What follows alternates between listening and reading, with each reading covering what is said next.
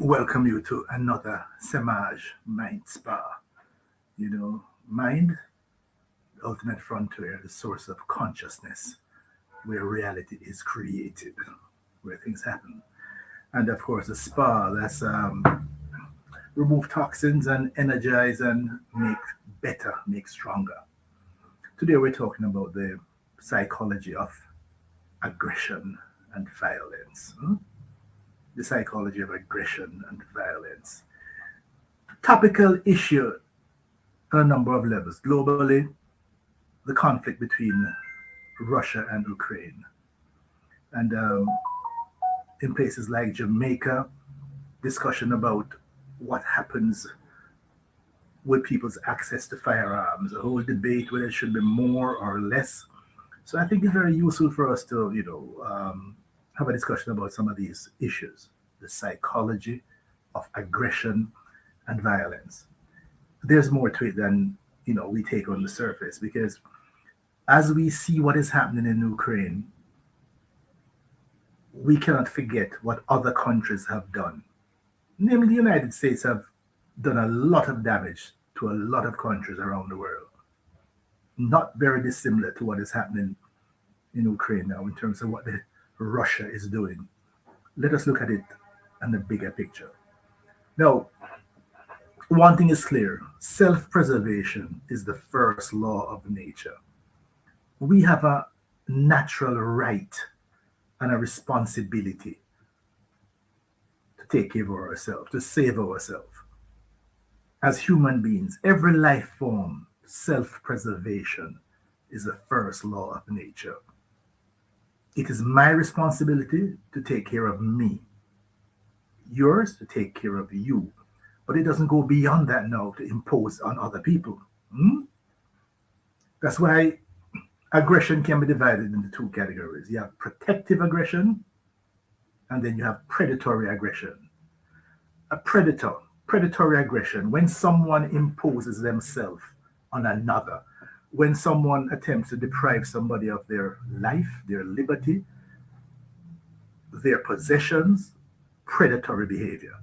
It happens in nature at every level. But my understanding is that the only thing that keeps predatory aggression in check is protective aggression.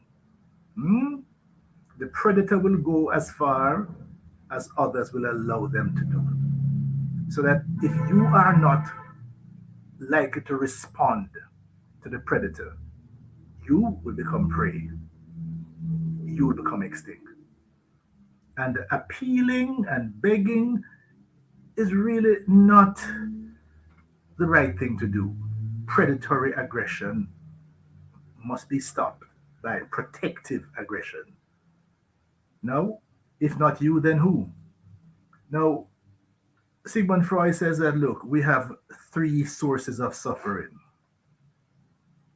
the superior power of nature, the feebleness of our own bodies, and here's a big one: the inadequacy of the regulations for the mutual relationships of human beings in the family, the state, and society. We're struggling with this. Nature is powerful. Our bodies are feeble. And we're constantly trying to find ways and means of regulating the relationships between each other in the family, in the state, and in the society. We're constantly at it, constantly trying to make sense of it.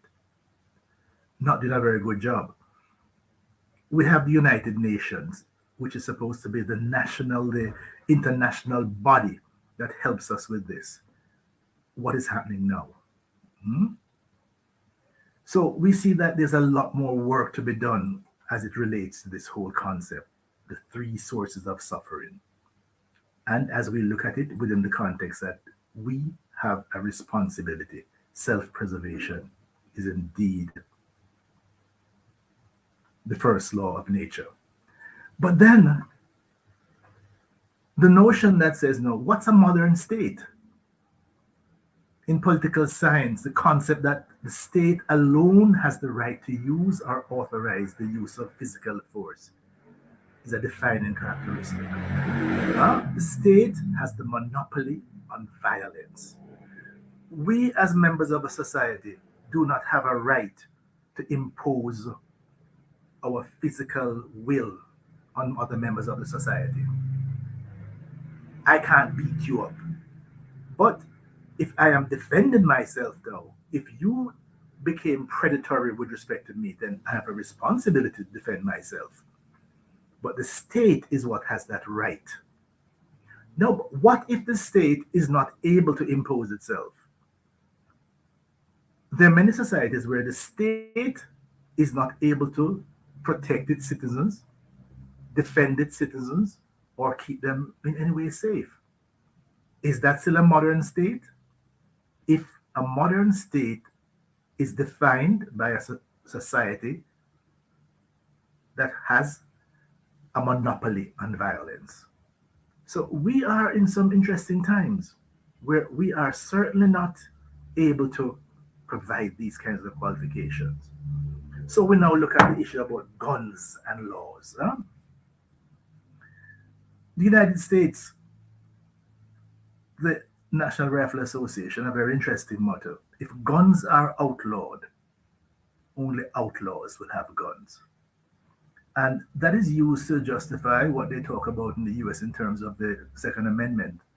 And what we're seeing in other societies, even like Jamaica, look at the need and the right to have access to weapons. But it has been suggested that this is not necessarily a true statement because outlaws get their guns from states that have lax or no gun control laws at all. So we can see in places like Jamaica, whereby the amount of violence created by guns, because the porous borders of the society and the easy access to the weapons from the United States. The easy access to the weapons from so many southern states that have very lax gun laws. So we really are in a dilemma when you look at the whole construct of self-preservation being the first law of nature. How then do we do it? I've come to the understanding, that we are given a bag of tools, and sometimes violence is the answer. There's some people who want to be pacifist and say, boy, we should have no violence. But sometimes violence is the answer. Why? The only thing that holds predatory aggression in check is protective aggression. The fear that somebody will retaliate, the fear that somebody will stand up for themselves, the fear that someone will resist. If you notice, the communities that are preyed on by predators are those where individuals are less likely to defend themselves, to protect themselves. So we have even more work to do in that light. Malcolm X said, concerning nonviolence, it is criminal to teach people not to defend themselves when they are the victims of constant brutal attack. So let's bear this in mind. At the societal level, at the community level, at the national level, people will defend themselves. People will protect themselves. We have to resolve conflicts. But if it gets to the point where someone is being violent against you, the natural order insists that you have a moral responsibility to defend yourself by whatever means necessary. So that we have to do things, folks. We have to start thinking this through. Because without this, you won't have that balance in the society.